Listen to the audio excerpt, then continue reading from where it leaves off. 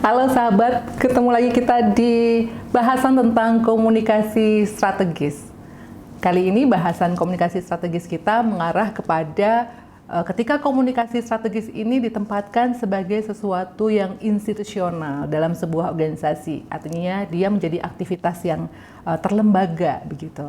Kita akan mulai dulu mengenai definisi komunikasi strategis, pernah dibahas pada seri-seri sebelumnya, tetapi perlu saya ulas sedikit ya di awal, bahwa komunikasi strategis didefinisikan sebagai penggunaan komunikasi yang memang disengaja oleh organisasi untuk memenuhi misinya. Jadi memang harus sesuai dengan misinya. Dan kegiatan ini menjadi satu kombinasi antara ide gitu ya, dan juga sasaran atas tujuan organisasi. Kemudian bagaimana caranya supaya komunikasi strategis ini menjadi satu aktivitas yang melekat pada seluruh struktur dan alur yang ada di dalam organisasi. Maka pada topik kali ini disebut sebagai sebuah aktivitas yang memang melembaga atau institusional. Nah, untuk praktek-praktek yang sifatnya melembaga ini kemudian dikenalkan melalui sebuah teori yang disebut sebagai teori neo-institusional. Teori ini merujuk pada bagaimana kemudian struktur sosial ini sebagai kekuatan utama di dalam tata kelola organisasi. Nah, kita tahu bahwa di dalam organisasi ini memang segala sesuatunya dikelola secara terstruktur. Ada struktur yang memang jelas, ada atasan, bawahan gitu ya, kemudian ada cross channel dan lain sebagainya. Nah, bagaimana kemudian teori neo-institusional ini kemudian bekerja? Teori ini akan melihat kepada berbagai macam hal yang terkait dengan aspek regulasi atau aturan, kemudian aspek norma, dan juga struktur kognitif. Nah, kita akan melihat satu persatu hal ini tentunya bagaimana ketiganya ditempatkan atau dilakukan di dalam organisasi sangat bergantung kepada karakter organisasi. Jadi gagasan-gagasan ini pastinya akan sangat fleksibel bergantung pada masing-masing individu itu akan menempatkan seperti apa. Hanya memang teori ini mengatakan bahwa kalau komunikasi strategis ini ingin diterapkan dalam organisasi maka memang harus ada regulasi gitu ya. Ada struktur regulasi, ada struktur yang normatif dan ada struktur yang sifatnya kognitif struktural gitu. Kita akan mulai dari hal yang pertama terlebih dahulu. Nah, di dalam struktur regulasi komunikasi di sini kita harus punya satu aturan atau regulasi yang wajib mengatur bagaimana komunikasi strategis ini kemudian dilekatkan atau dilakukan. Misalnya begini. Pertama kita harus tahu kita mau berkomunikasi dengan siapa. Kita tetapkan dulu siapa yang menjadi sasaran atau audiens atau target gitu. Kita tetapkan. Kalau kita sudah menetapkan, maka kita menempatkan kalau kita berkomunikasi dengan audiens A, maka struktur regulasinya seperti ini. Kalau dengan audiens B, maka struktur regulasinya seperti itu. Misalnya kita mau berkomunikasi dengan stakeholder media. Nah, kalau untuk media, siapa sebetulnya yang punya berperan atau punya hak untuk menyampaikan informasi itu kepada media? Apakah melalui satu pintu? Atau setiap orang setiap kali diminta oleh media diperbolehkan untuk menyampaikan informasi itu. Nah, kelola mengenai siapa yang berbicara, pesan apa yang harus disampaikan, bagaimana struktur untuk bisa sampai kepada pihak-pihak yang diinginkan untuk berbicara itu harusnya sudah dikelola dengan baik. Sehingga tidak bisa setiap misalnya stakeholder media kemudian menunjuk begitu saja orang dan kemudian diwawancara di satu organisasi. Jadi memang itu harus dimasukkan siapa kemudian yang berhak untuk berbicara. Di satu organisasi bahkan kadangkala ditunjuk dan itu harus memiliki semacam sertifikasi sebagai ahli komunikasi untuk bisa menyampaikan informasi itu keluar gitu ya. Tapi di organisasi yang lain biasanya diwakili oleh humas atau bisa jadi di organisasi yang tidak memiliki humas diwakili oleh posisi yang paling tinggi gitu ya, direkturnya atau misalnya manajernya dan lain sebagainya. Lalu bagaimana kemudian cara kita mendistribusikannya? Apakah melalui pelaporan, pernyataan, siaran pers atau seperti apa? Itu pun harus sudah diatur. Kapan saatnya kita melakukan siaran pers? Kapan saatnya kita menyampaikan dalam bentuk laporan? Ketika kita mau menyampaikan informasi kepada pihak luar dengan cara membuat rilis misalnya, seperti apa bentuk rilisnya, bagaimana pakemnya. Nah, ini harus diatur, ada regulasinya sehingga kita akan merasakan betul bahwa rilis itu punya semacam template di masing-masing organisasi dan biasanya masing-masing organisasi punya template yang berbeda. Lalu kita juga harus memikirkan nih di dalam regulasi itu harus jelas subjek apa yang harus dimasukkan. Boleh nggak kita keluarkan informasi-informasi terkait dengan keuangan yang sifatnya rahasia misalnya? Boleh nggak kita memasukkan unsur-unsur deskripsi pekerjaan? Mana yang boleh untuk disampaikan, mana yang tidak boleh disampaikan gitu. Jadi memang segala aspek di mana kita melakukan komunikasi gitu ya, baik di internal maupun ke eksternal itu harus sudah dikelola. Jadi ada struktur regulasi komunikasinya. Lalu kita beranjak ke yang bagian kedua ya, bagaimana struktur normatif komunikasi yang memungkinkan kita untuk bisa beradaptasi gitu. Nah, maka komunikasi strategis dalam konteks ini itu terintegrasi dengan nilai-nilai, namanya aja normatif ya, terintegrasi dengan nilai-nilai, keyakinan, ide gitu ya, kemudian harus konsisten. Jadi kalau tadi kan disampaikan bahwa ini harus bisa memenuhi misi dari organisasi. Kalau di dalam misi itu kita sebutkan salah satu nilai kita adalah humanis gitu, maka berarti setiap informasi yang kita sampaikan itu nilai atau kandungan humanisnya pun harus tertuang di sana. Entah apapun itu bentuknya, bisa dalam bentuk greetings gitu ya, bisa dalam bentuk statement, bisa juga dalam bentuk contoh kasus, peristiwa dan lain sebagainya. Jadi itu harus muncul. Dan ini diupayakan sebagai upaya tidak hanya sekedar untuk menjalin relasi, tetapi juga untuk menciptakan satu citra ya atau reputasi organisasi melalui pesan-pesan apa yang kita sampaikan itu memuat kandungan-kandungan nilai dari organisasi atau di sini disebut sebagai struktur normatif. Kemudian juga di sini elemen-elemennya adalah sebetulnya yang disampaikan tidak hanya sekedar tertuang dalam verbal maupun non-verbal, tetapi juga harus tertuang dalam bagaimana perilaku. Pada bahasan yang sebelumnya kita membahas tentang bagaimana budaya itu mempengaruhi di dalam organisasi gitu ya. Tetapi kemudian bagian ini juga melekat pada aspek struktur normatif karena seharusnya apa yang kita sampaikan itu juga lah yang kemudian apa yang kita lakukan. Jangan sampai apa yang kita sampaikan berbeda dengan apa yang kita lakukan. Nah, ini akan menghasilkan satu bentuk yang ideal ya, yang memenuhi nilai-nilai yang memang dikandung oleh organisasi.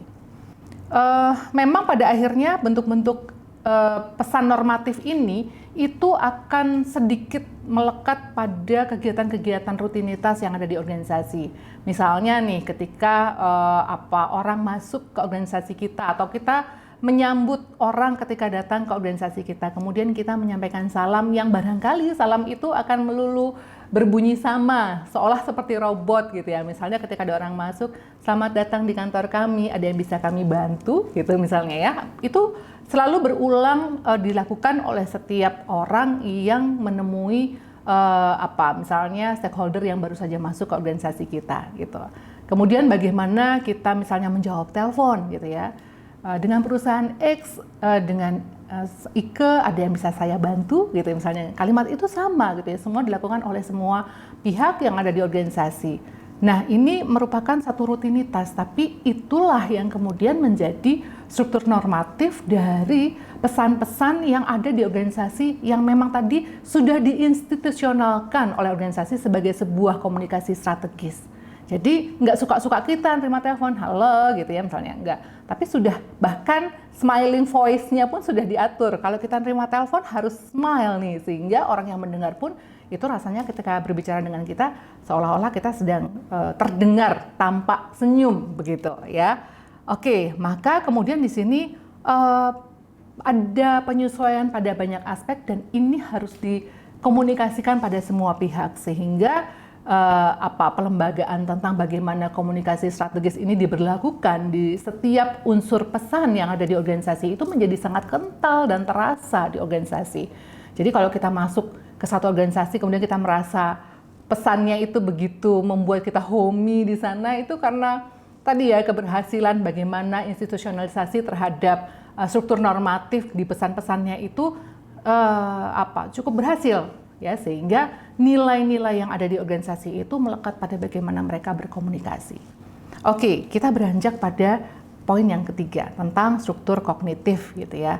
Bagaimana kemudian kita memahami aspek-aspek komunikasi yang muncul di dalamnya.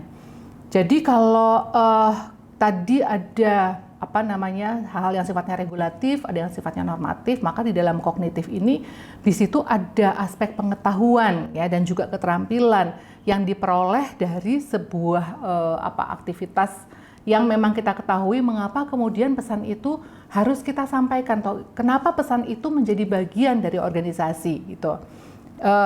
Dan di sini kemudian kita paham betul kenapa ketika kita menyusun pesan gitu ya di dalam proses kita berkomunikasi dengan orang lain ada aspek-aspek yang memang harus kita transmisikan gitu, karena di dalamnya di situ ada unsur kognitif yang menjadi pengalaman, tidak hanya menjadi pengalaman pihak internal organisasi, tetapi juga nantinya akan menjadi pengalaman dari pihak eksternal komunikasi. Dan ini dibangun bersama untuk bisa menghasilkan efek yang menyenangkan untuk kedua belah pihak gitu.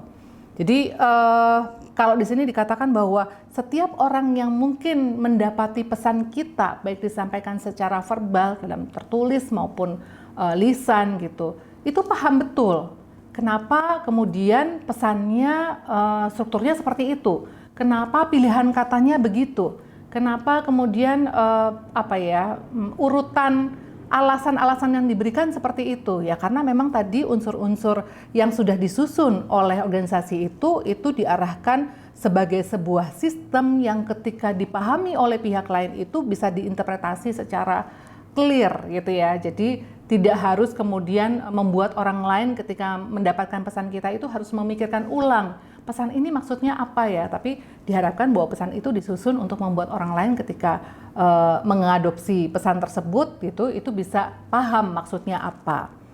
Kemudian dengan pesan-pesan yang kemudian dihasilkan secara kognitif gitu ya oleh organisasi, di situ diharapkan ada proses untuk mengakibatkan adanya interaksi di kedua belah pihak, baik itu pihak organisasi maupun pihak publik gitu. Harapannya seperti itu.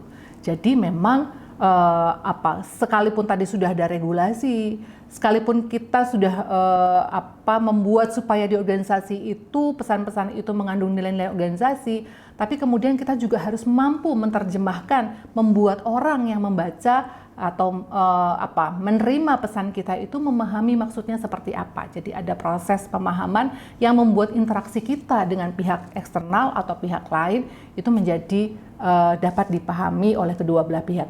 Sebenarnya nggak cuma eksternal ya, sesama internal juga harus seperti itu. Artinya ketika pesan ini menjadi sebuah pengetahuan atau pengalaman bersama, semua pihak yang terlibat di dalam aspek komunikasi itu sama-sama clear terhadap pemahamannya atau clear terhadap makna atas komunikasi tersebut, gitu. Nah, maka dalam hal ini kemudian setelah ketiga struktur tadi melekat pada bagaimana komunikasi strategis itu ada di dalam sebuah organisasi dan berproses dalam sebuah organisasi, maka kemudian ada beberapa fungsi yang bisa diemban oleh komunikasi strategis. Wah, ternyata bukan orang yang bisa mengemban tugas ya, komunikasi strategis pun bisa punya tugas nih gitu. Dia punya tugas kelembagaan. Yang pertama adalah bahwa komunikasi strategis itu mampu menciptakan, ya kan? Bisa menciptakan pesan, bisa menciptakan iklim, bisa menciptakan budaya, dan memelihara bagaimana relasi yang ada di dalamnya, bagaimana komunikasi dapat berjalan dengan baik, gitu ya. Kemudian juga memiliki fungsi untuk bisa mengurai berbagai macam problematika yang terjadi di organisasi. Jadi artinya bahwa ketika komunikasi organisasi ini melekat secara institusional dalam organisasi, gitu, sebagaimana dikatakan oleh teori neo-institusional tadi, dia punya banyak peran, gitu ya, punya banyak peran. Dan di dalam peran itu dia punya tugas, ya, tugasnya diantaranya adalah tadi menciptakan, memelihara, dan mencoba untuk mengurai problematika yang ada di dalamnya. Kemudian di sini dikatakan bahwa beberapa peran tadi bisa dilakukan untuk memberikan pemahaman yang cukup luas terkait dengan semacam simbol-simbol ya, simbol-simbol di dalam organisasi yang membuat setiap komponen di organisasi itu mampu beradaptasi terhadap norma dan berbagai macam aturan yang ada di dalamnya. Kemudian kita perlu pahami bahwa kalau kita sudah melembagakan atau menyatakan bahwa di dalam organisasi kita ini melakukan sebuah proses komunikasi strategis, maka yang harus kita yakini adalah kita memang menyediakan informasi itu dengan cukup, ya, providing atau ada ketersediaan terhadap informasi itu. Jangan sampai kita bilang bahwa di dalam organisasi kita ini ada proses komunikasi strategis, tapi ketika ditanyai ada informasi apa nih di organisasi ini, kita bingung gitu ya. Apa sih? Kita punya aturan apa sih? Kita punya kebijakan baru apa sih gitu ya? Ya mestinya ketersediaan informasi itu cukup gitu ya. Ketersediaan informasi ini sesuai dengan masing-masing fungsi yang ada di dalamnya dan siap untuk di-delivery kepada baik pihak internal maupun eksternal. Komunikasi di sini lebih untuk juga memastikan stabilitas yang ada di dalam organisasi. Ya, kita mencoba untuk menghindari, bukan menghindari sih, mungkin susah ya menghindari, tapi meminimalisir terjadinya konflik, sehingga komunikasi strategis ini mencoba untuk melihat resiko-resiko kalau di dalam organisasi itu ada berbagai macam hal, bagaimana komunikasi strategis yang bisa kita susun. Misalnya begini, ada kebijakan baru gitu ya, kebijakan baru ini nantinya akan memberikan efek yang barangkali tidak menyenangkan untuk karyawan atau mungkin pihak lain gitu. Misalnya ada aturan mengenai perpindahan jam kerja. Semula jam kerjanya 6 hari kerja, kemudian dijadikan menjadi 5 hari kerja. Bagaimana kita bisa mengomunikasikan itu? Mungkin ada banyak sekali resistensi terhadap perubahan jam kerja tadi. Tapi tadi kita harus punya ketersediaan informasi yang cukup untuk menyatakan ada fakta, data yang menyatakan kenapa dari 6 hari menjadi 5 hari. Gitu. Kemudian kita juga pastikan bahwa kita meminimalisir resiko yang memungkinkan terjadinya tadi, misalnya resistensi-resistensi dengan berbagai macam hal terkait dengan benefit barangkali yang akan dirasakan oleh pihak karyawan gitu ya, atau internal organisasi, bahwa ketika itu diberlakukan mereka akan mendapatkan sesuatu yang lebih baik ketimbang sebelumnya. Nah, ini adalah bicara soal bagaimana kita menyiapkan ketersediaan informasi tadi terkait dengan meminimalisir resiko-resiko yang ada. Lalu kita perlu memikirkan tentang bagaimana kita menyampaikan informasi itu, atau disebut promotion gitu ya, mempromosikan, menyampaikan dengan memperkenalkan berbagai macam metode, cara yang kreatif dan inovatif ya, dengan mungkin barangkali mengikuti kemajuan teknologi, atau bahkan mungkin bisa juga dengan cara yang konvensional tetapi kreatif gitu. Misalnya kita mau delivery tentang budaya baru ya, tetapi budaya baru itu mau kita sampaikan dengan cara yang lebih inovatif dan kreatif. Caranya apa? Misalnya dengan mendesain acara di dalam internal tetapi sifatnya fun, misalnya dengan cara membuat semacam drama atau membuat TikTok barangkali ya, sekarang lagi tren gitu. Itu bisa juga digunakan sehingga aspek promosi atas kandungan pesan yang tadi sudah kita siapkan ketersediaannya itu sampai kepada audiens dengan bukan sukses sih ya, tapi sampai dan membuat orang menjadi paham kenapa pesan itu kemudian harus disampaikan. Nah, kemudian yang berikutnya adalah kerjasama ya. Bagaimana kemudian kedua belah pihak ini gitu ya, kemudian mencerminkan adanya integrasi kepentingan dari kedua belah pihak. Jadi ketika komunikasi strategis ini didesain, itu tidak semata-mata hanya untuk kepentingan satu pihak. Seperti yang ada di bahasan sebelumnya ya, kita bicara tentang bagaimana perubahan sosial, kemudian bagaimana perubahan sosial ini seharusnya menempatkan kedua belah pihak ini pada posisi yang simetris gitu. Sama nih di komunikasi strategis ini juga, ketika dia ada di dalam struktur formal organisasi, kemudian itu disampaikan kepada pihak stakeholder, itu pun harus mencerminkan bahwa di situ ada integrasi kepentingan dari kedua belah pihak, dan ini merupakan juga kebutuhan dari berbagai pelaku di dalam organisasi maupun di luar organisasi, sehingga akan menyesuaikan dengan sasaran yang sudah dibuat di dalam tujuan komunikasi strategis ini. Nah, itu kurang lebih beberapa hal terkait dengan bagaimana kemudian komunikasi strategis ini ada atau dijalankan secara institusional di dalam organisasi dengan tadi pendekatan teori neo-institusional. Semoga ini memberikan gambaran gitu ya, arahan tentang seperti apa sih seharusnya komunikasi strategis ini kemudian dilekatkan di dalam sebuah organisasi, dan itu kemudian bisa dijalankan dengan baik sehingga sasaran atau tujuan organisasi menjadi tercapai. Terima kasih atas perhatiannya dan semoga bermanfaat.